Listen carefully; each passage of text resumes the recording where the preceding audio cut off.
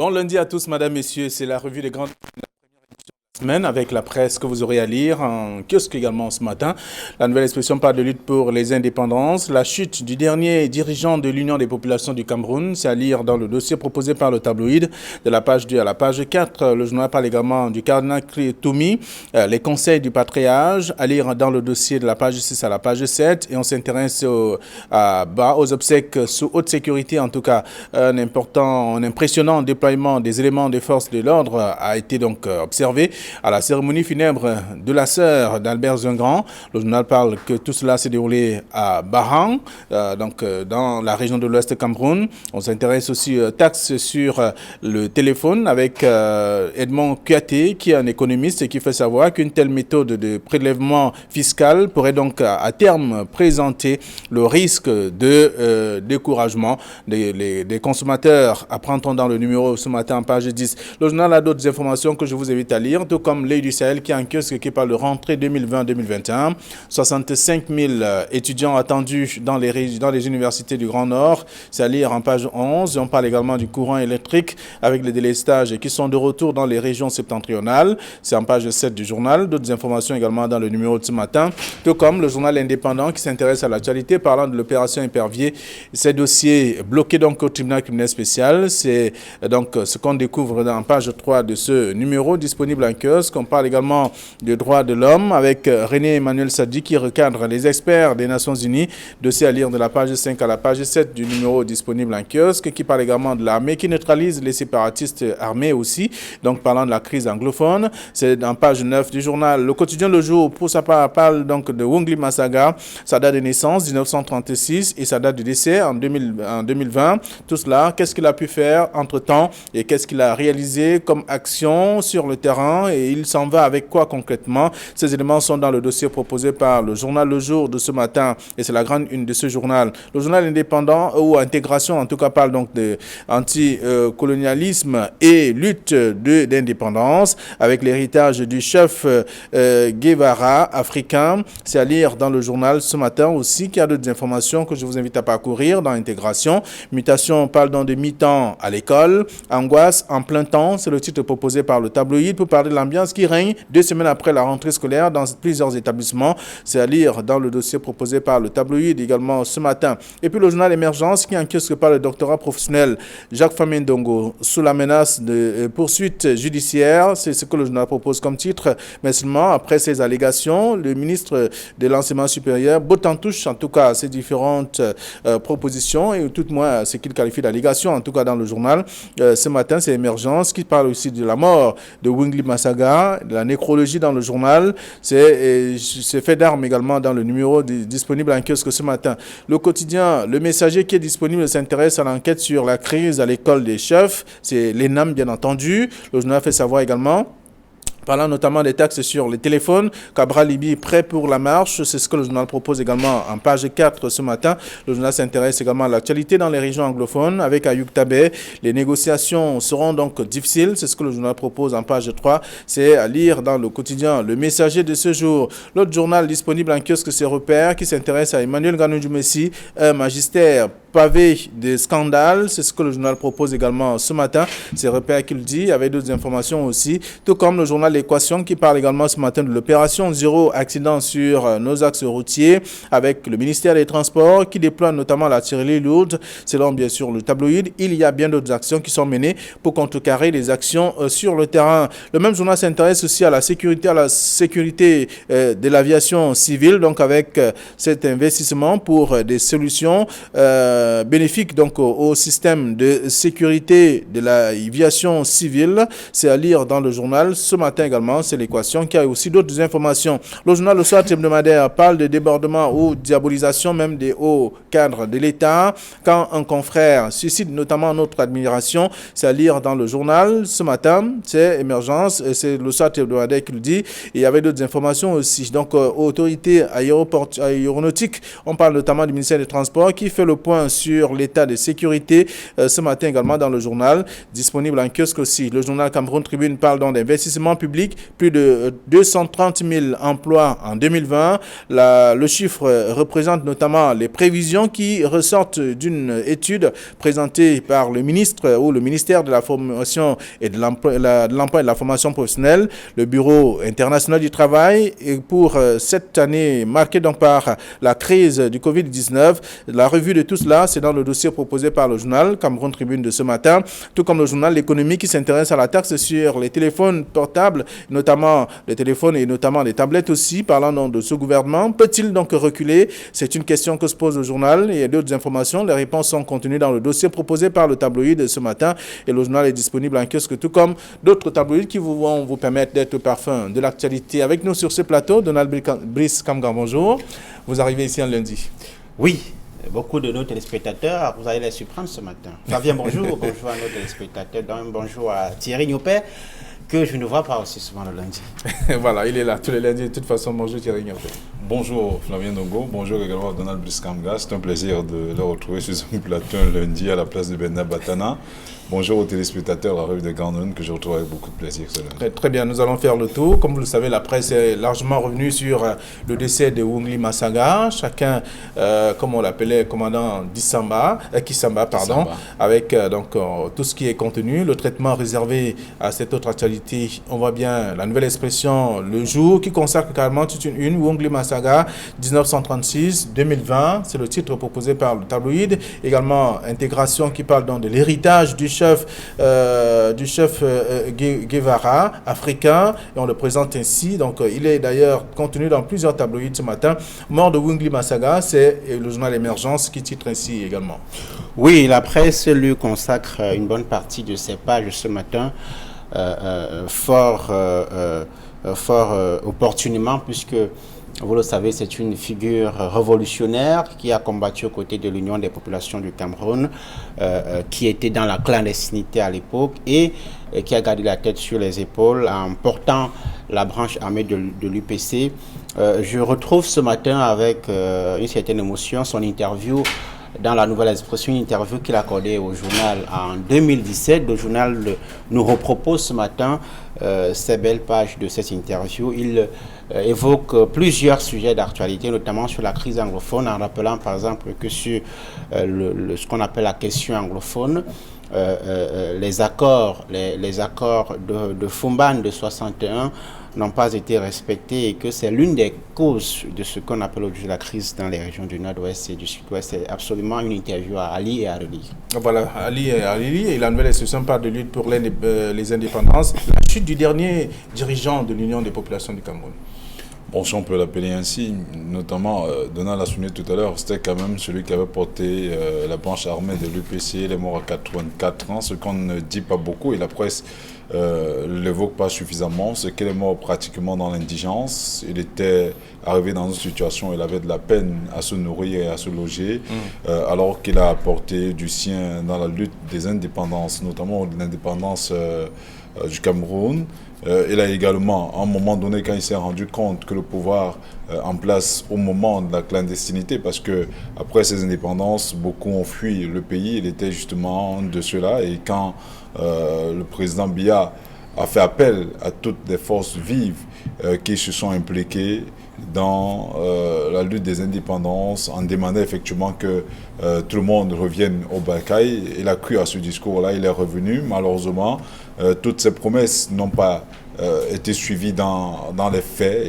D'ailleurs, l'interview dans laquelle Donald fait allusion, il revient de long en large là-dessus. Il parcourt également son regard sur la gestion de la crise anglophone. C'est bien dommage que des figures aussi emblématiques de notre histoire partent ainsi, sans crier gare. Il a été malade pendant quelques mois, a-t-on appris. Il s'en est allé. Il aurait mérité mieux. Je vous rappelle qu'aujourd'hui, on continue d'enseigner l'histoire de la Deuxième Guerre mondiale, la première de la Deuxième Guerre mondiale, la prise de la Bastille, qui sont des histoires qui n'ont rien à voir avec la mémoire collective nationale, alors que ce sont des gens qui auraient pu légué un héritage incommensurable à la jeunesse camerounaise, à la postérité. Il est mort sans nécessairement laisser des traces de cette histoire-là, sans nous dire exactement comment l'indépendance du Cameroun a été menée, quels sont les combats qui ont été menés jusque-là. Il faut en même temps noter qu'avant sa mort, il a été un militant, un conseiller du président Kamto, notamment depuis 2017, si j'ai bonne mémoire. Il a été aux côtés du président Maurice Kamto parce qu'il croyait justement en cette force d'alternance.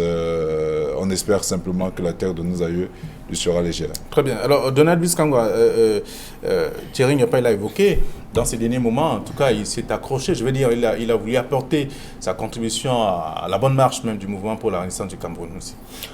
Oui, la question qu'on pourrait se poser en évoquant effectivement ce virage de sa trajectoire politique, c'est que est-ce qu'il a pu apporter la contribution qui est attendue de ce type de personnage, personnage qu'on pourrait qualifier d'oiseau rare dans la classe politique actuelle.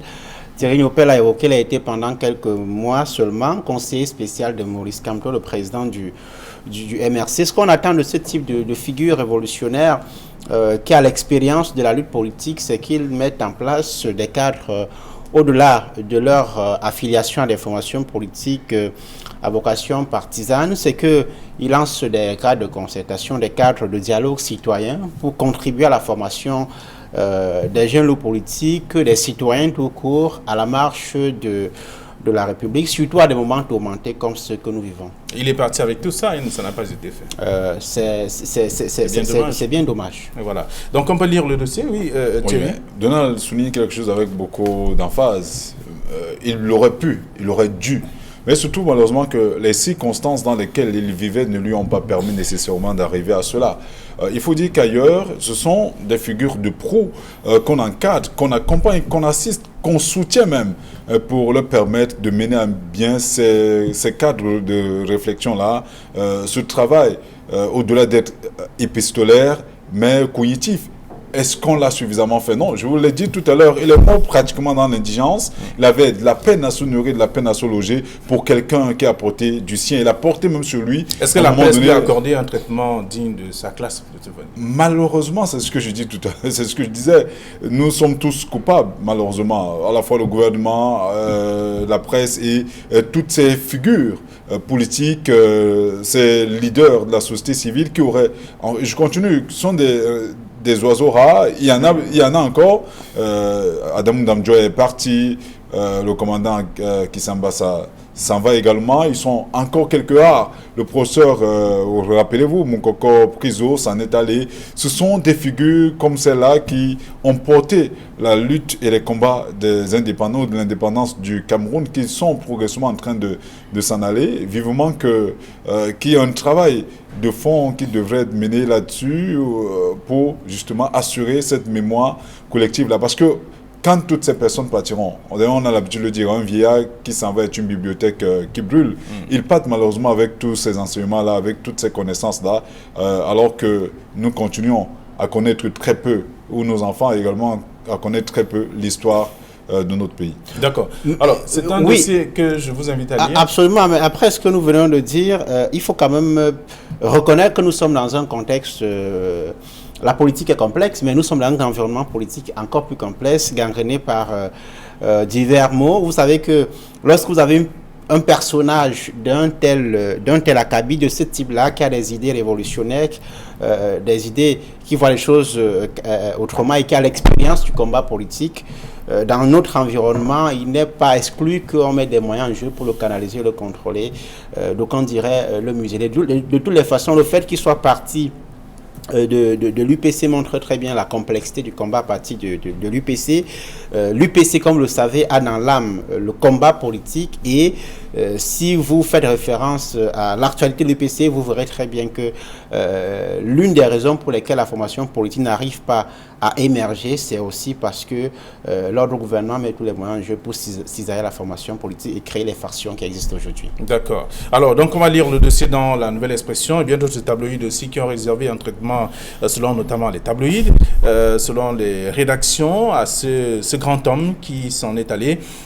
Donc on parle bien entendu du commandant Kissamba, tel qu'on l'appelait, donc le chef de la branche armée de l'UPC, qui a tout donné en tout cas pour l'indépendance du Cameroun, selon la nouvelle expression de ce matin.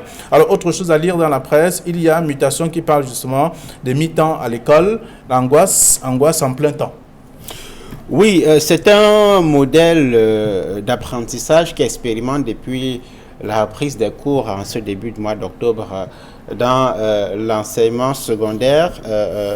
Le gouvernement a expliqué qu'il s'agissait de limiter la propagation du coronavirus. On a cherché et fouillé pour comprendre très bien quelle était la cohérence de cette réforme, d'autant plus que lorsqu'on observe la société camerounaise telle qu'elle se déploie aujourd'hui, on n'a pas le sentiment que le coronavirus existe encore. Regardez le taux de port du masque seulement dans l'espace public. On a de la peine à dire que c'est une mesure qui est encore en application, à savoir le port obligatoire des masques dans les espaces publics, même dans les cadres administratifs, dans les ministères. Vous voyez très peu de personnes arborer un masque, pourtant la mesure n'a pas encore été levée.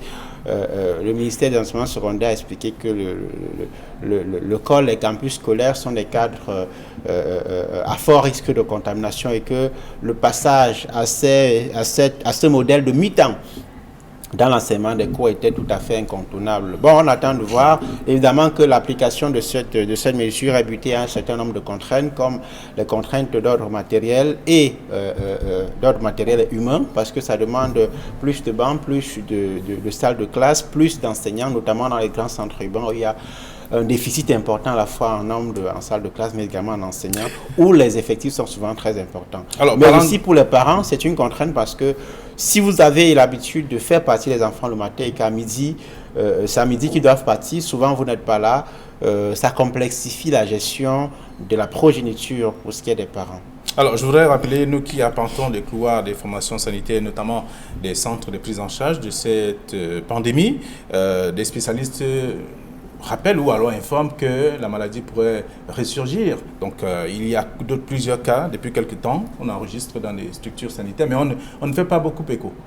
Oui, c'est vrai quand même que le ministère de la Santé publique vient de lancer une sorte d'enquête pour savoir comment les Camerounais ont pu réussir à dépasser cette maladie ou comment le taux de séroprévalence a été réussi pour ce qui est ne serait-ce que les grandes villes de notre pays. On espère que d'ici là, on aura des résultats, mais toujours est-il, je continue à le croire, la lutte contre la Covid-19 est une lutte permanente. Il faudrait que tout le monde s'y engage. Donald a suffisamment égoté sur la question tout à l'heure. Pour moi, le prétexte évoqué par le ministre des enseignements secondaires, le professeur Nalva Yonga, était assez fallacieux parce que ce n'est pas au niveau des établissements scolaires qu'on devrait commencer la lutte contre la pandémie. C'est un travail qui devrait se faire davantage en aval, mais rien n'est fait jusqu'à présent. Vous voulez dire à la maison? On l'a souvent dit ici, quand vous faites un tour dans les établissements, dans des marchés, la promiscuité règne sans aucun problème.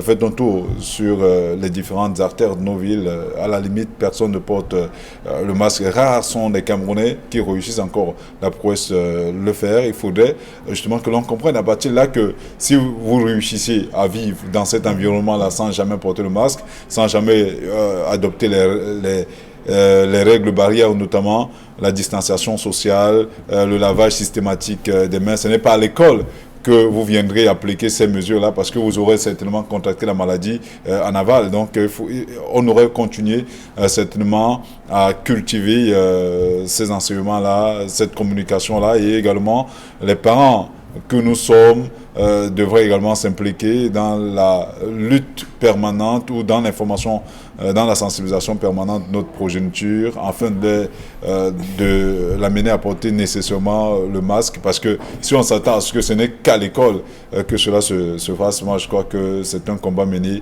perdu d'avance parce que beaucoup de ces enfants prennent le masque, le mettent dans la poche, c'est arrivé devant la barrière de l'établissement qu'il le porte. Une fois à l'intérieur, il le baisse à la limite au niveau du menton. Et c'est un décor, malheureusement, qui est vécu au quotidien au sein de notre corps social. Vivement que si on veut vraiment lutter contre cette maladie, qu'on prenne d'autres mesures. Mais les cours ou l'enseignement alterné ne concernent pour l'instant que les établissements, d'après les informations et d'après les observations que nous avons menées sur le terrain, ne concernent davantage que les établissements d'enseignement public. Et dans le privé, les enfants continuent à aller normalement à l'école. Ils partent du matin et rentrent dans l'après-midi sans cours férié. L'angoisse dont parler, oui, l'angoisse justement.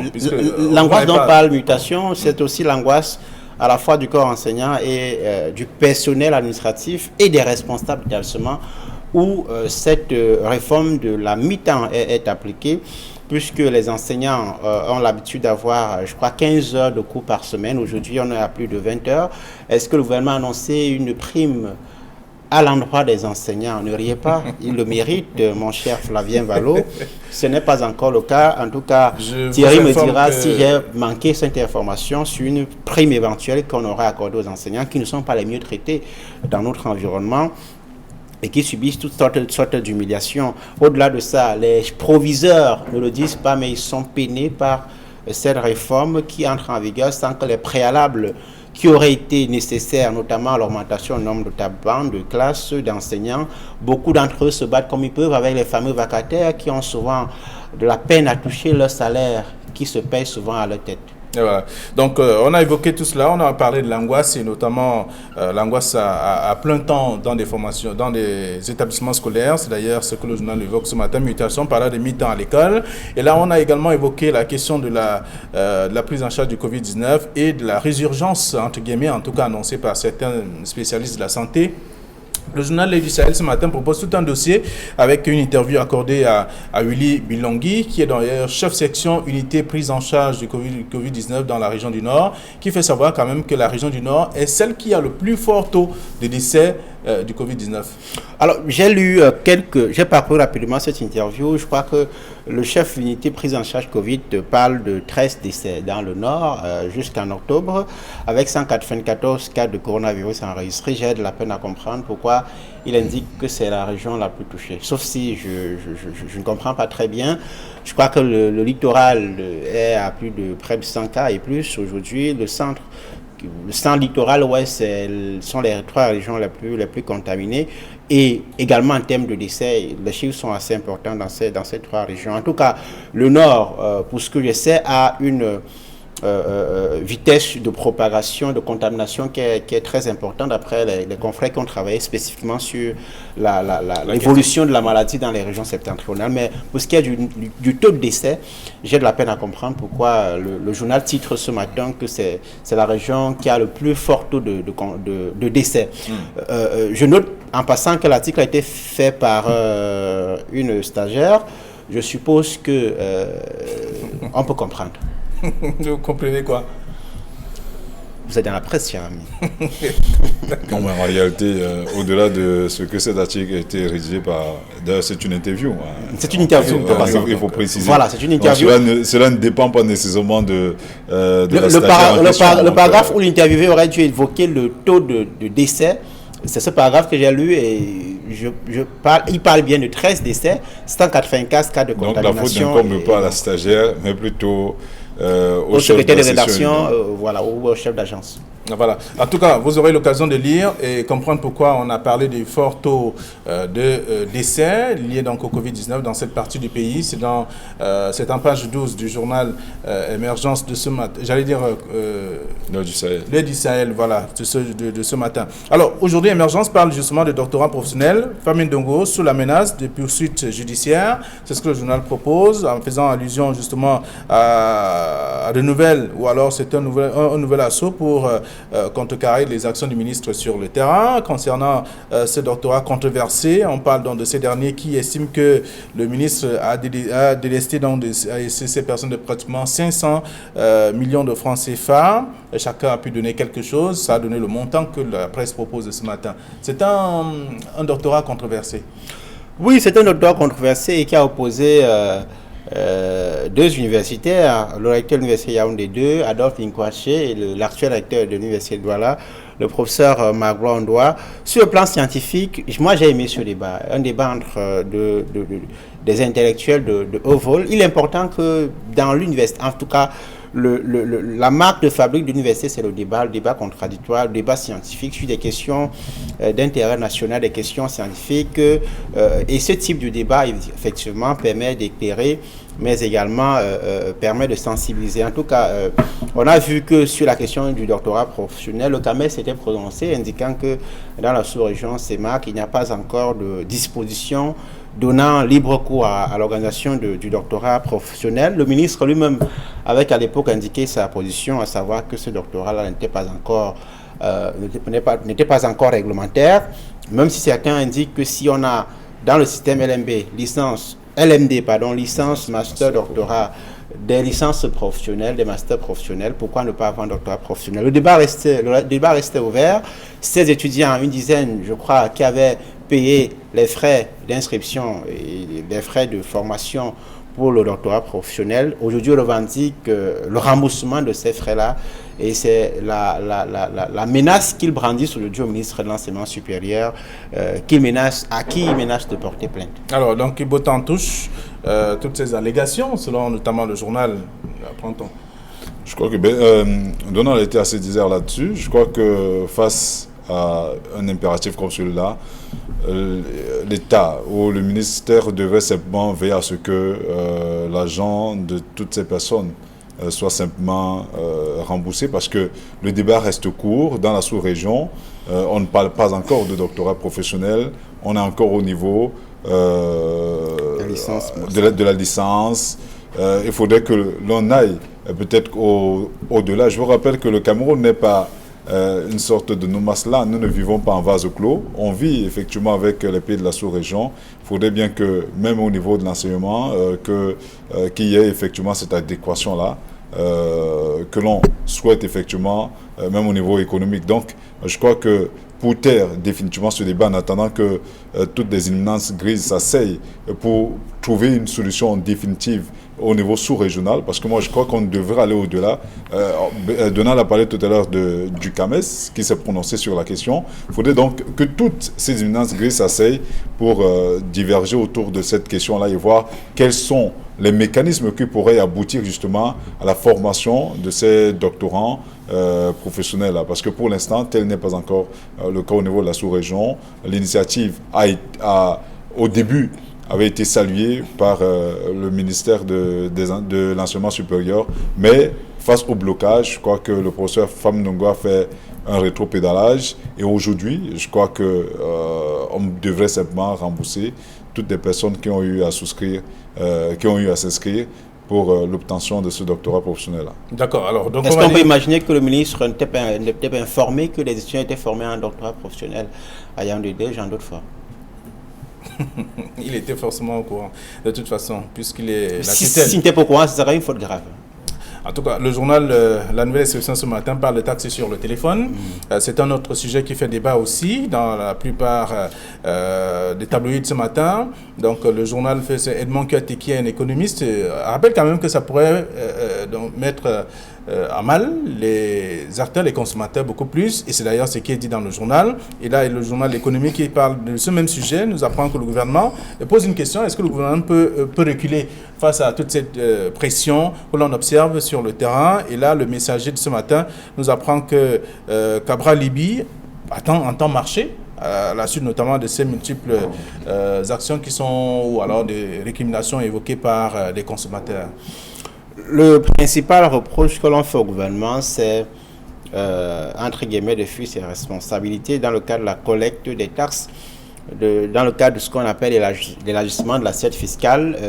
Le gouvernement les caisses de l'État sont en difficulté, même si les actions qui sont souvent posées, les actions de gabegie qu'on enregistre ça et là, ne permettent pas de rester cohérent sur le fait que l'État soit en difficulté sur sur ces taxes. En tout cas, depuis environ 3 ans, le gouvernement est dans une logique d'élargissement de l'assiette fiscale, multipliant le nombre d'acteurs capables de contribuer aux recettes qu'on appelle non pétrolières, c'est-à-dire les recettes qui ne sont pas liées aux revenus du pétrole que nous produisons.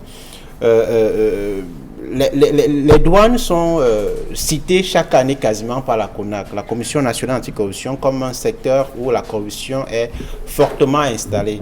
Et ce qu'on attend de l'administration douanière et du gouvernement, le ministère des Finances, la tutelle, c'est la lutte effectivement contre la corruption. C'est la traque justement des fraudeurs dans ce secteur.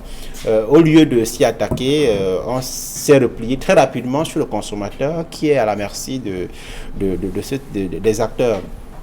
Il y a environ 3 ans, le ministère des Finances l'a rappelé, les retombées des taxes liées à la téléphonie, l'importation des téléphones donnait environ 2 à 3 milliards de francs CFA dans les caisses de l'État. Le ministère indique que depuis quelques années, on a à peine 100 millions de francs et que c'est pour rentrer dans ces fonds-là qu'on a trouvé bon d'introduire une taxe sur les tablettes et les téléphones portables. Sauf que là, c'est le consommateur final qui est déjà asphyxié par les conditions de vie difficiles, qui en paie le lourd tribut. D'accord. Ce n'est pas bon. Alors Thierry Ngampère, c'est pour sortir de l'émission. Non, je crois que s'il y a un combat qui devrait impliquer tous les politiques, je crois que c'est celui-là, parce que c'est un combat citoyen.